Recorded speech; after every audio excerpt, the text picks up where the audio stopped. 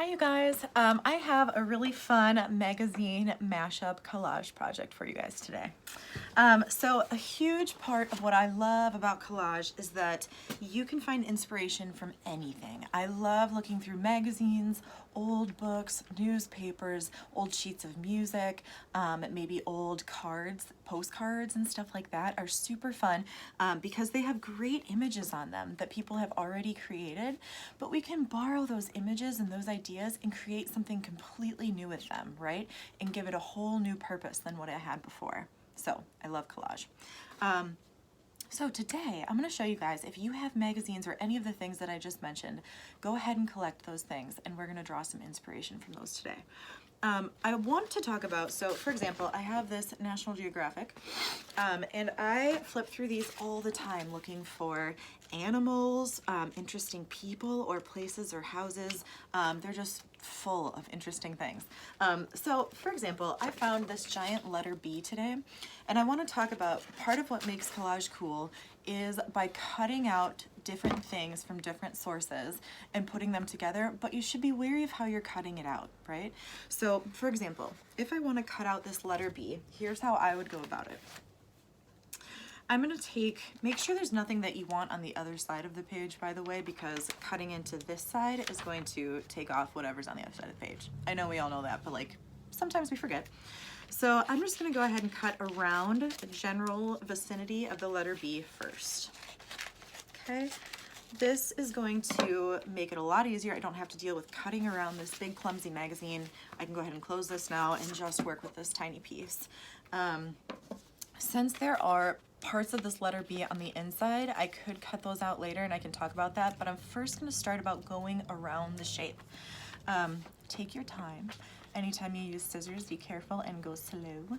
I'm first just going to start by holding the paper with my left hand and cutting with my right hand. I'm a righty, okay? And something to notice is that I'm not moving my right hand with the scissors that are cutting. I'm actually moving my left hand and I'm turning the piece of paper with my left hand to make it easier for this hand to just sit here and cut, okay? So I'll go into the letter B, turn my paper around, right, at an angle that makes it easier for me to cut. It's a lot less work. Okay, so that's how I would go about doing this now. I'm going to cut off this excess because it's making it hard, right? Extra paper, and now I can go in and cut out that little piece.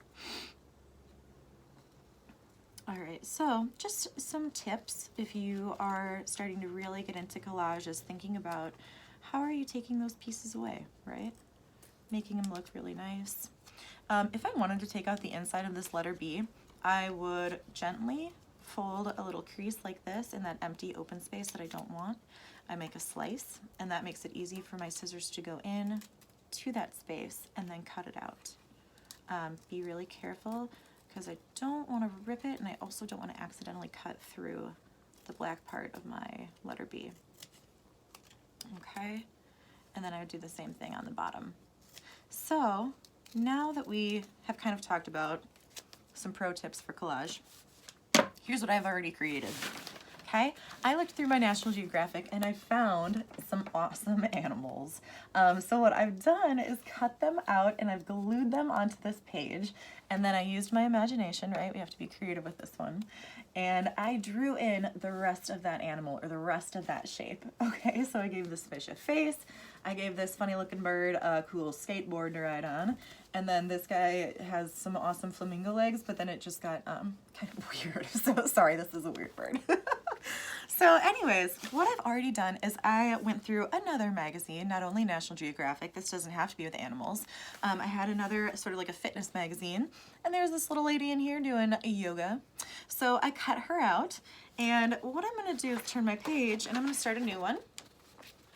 I think I'm going to turn her into a mermaid today. So, right, she's got her little legs here, she's doing yoga. I think she's holding a cell phone, which is funny because you're doing yoga. But what I'm going to do is cut her legs off. Okay, and now I'm going to draw, instead of legs, I'm going to give her a long mermaid tail.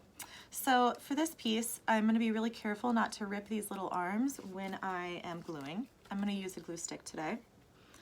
You could use your Podge from your art kit if you prefer. Just a nice thin layer is all it will take. Okay. All right. And let's see here. Put her at the top of the page. Gently rubbing, right, because I don't want my paper to rip. Magazine paper is really thin and really shiny, so it can rip easily. Scraps, right, I'll probably throw that one away because there's nothing on this piece that I think I'm going to cut off and use later. Okay, now I'm going to draw on the rest of her tail. I'm actually going to face it my way for this part, and then I'll show you guys again.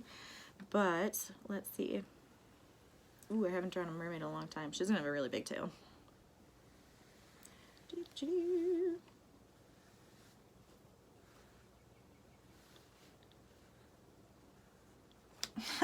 Okay, great. Sometimes you guys, we just have to laugh at our own art. So here's her tail. Maybe I could go back in and draw some scales now, or now that her hair looks kind of small, so maybe I actually want to make it a little bit bigger now. Right, so we can go back in and do all sorts of crazy stuff. If you have paint or markers or something, you can paint it in and fill it in, okay? And you could add other stuff to the side. Maybe you want to go back in and look through your magazines, and you can also draw inspiration. Like, I really liked this whole page. It's just like a giant mountainscape. Maybe for another idea is I could flip my page, glue this down, right? And then I could add something totally different into this landscape that you wouldn't expect. Like maybe, even though it's a snowy winter landscape, maybe I have a whole army of ants crawling up the side. I'll hold it up in a second. Okay, they get smaller and smaller as they get further away. Little tiny ants or reindeer or something. Okay, so have fun with this, you guys. I hope that you can find some materials that you could use to be creative with, and I would love to see what you guys will come up with. Have fun.